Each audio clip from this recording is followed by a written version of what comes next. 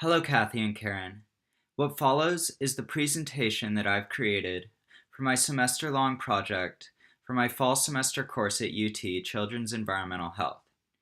In this project, I seek to utilize design as a way of shaping zero waste behaviors. As you all know, I attended the AJA since its inception and worked as a TA for Kinder and First last year. I would greatly enjoy the opportunity to further give back through helping facilitate the following project. And of course, that's me in the picture. During my time as a teacher's assistant, I was assigned lunch duty for kinder through second grade. One component of the current waste disposal process that's important to point out is that the gray trash can, blue recycling bin, and orange compost bucket are all stereotypical, meaning that they don't necessarily jump out at the children. I went back to observe earlier this semester and confirmed my memory that proper waste disposal was lacking. All three categories of waste were found within each bin. So, what are the problems causing this confusion? The following is what I have identified.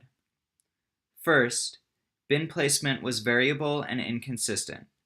The compost bin was not always there, and the locations of each bin changed periodically. This inhibited the regularity which would lead to successful navigation and adoption by the students. 2. There was no set procedure for disposing of waste, which led to a crowded, harried environment in which the kids dumped their plates into whatever bin was directly in front of them or whatever was immediately accessible.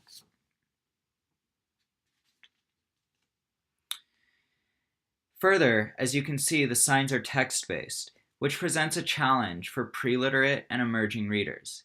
In fact, when I went back to observe this past October, I noticed that within the younger grades, the stronger readers had a better grasp of the sorting process. Similarly, the pictures are not specifically representative samples of the waste the children in the AJA lunchrooms would have. This causes children to have to take the arduous extra mental steps of categorizing what they see and then determining whether what is in their hands fits in those categories, as opposed to direct visual recognition. Last, I don't remember any curriculum within the classrooms devoted to proper waste sorting. Further, the omnipresence of vermicomposting with its different parameters may have caused confusion. So, what do I propose? I would like to work with the middle schoolers to design engaging and unique waste receptacles to be realized ultimately through 3D printing.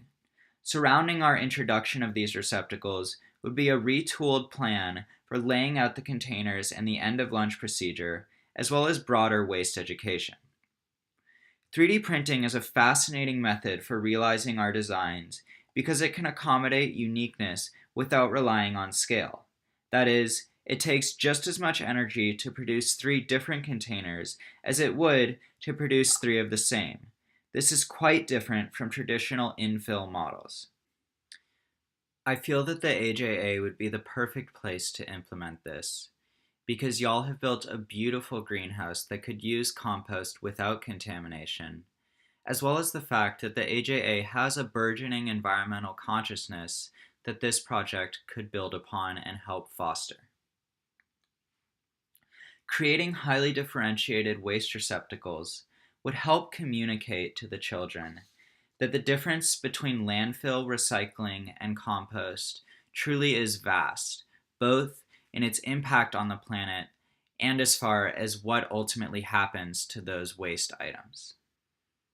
What follows are the lines of thinking that I have explored as fruitful design considerations. For starters, the vessels will need to be structurally sound, easily maneuverable, and fun, imaginative, and compelling so as to engage the children. Next, I want to explore conveying what goes where directly through 3-dimensional visual examples. For instance, a representative sample enclosed in a clear plastic box or 3D printed directly onto the bin. Another consideration would be crafting an ergonomic, intuitive flow of movement between the bins. What activities, what actions correspond to each disposal process, and how can we design bins to accommodate this? Could sorting become a form of dance? What is the most logical way to proceed through the sorting process? Which stop should be first, second, and third? Should we lay it out for greatest practicality, or rather in terms of our preference for ratios of disposal? Lastly, let's create supportive networks to help children learn from each other and integrate these understandings. This could be through field trips that expose students to the realities of waste disposal in the broader society, or through buddy activities such as bringing the waste out. Through this project, children will learn how to design to foster user engagement, learn more about their impact on the world and environmental issues, and consider how to finance projects. This will also build community within the school. Hence, our mission statement is to engage the children in a direct corporal and visual encounter that guides them to sort their waste properly and to recognize the differentiation between the three options. Ultimately, our aim is to direct habit formation at an early age so as to create a lasting appreciation for proper waste disposal. Thank you, and I hope you enjoy.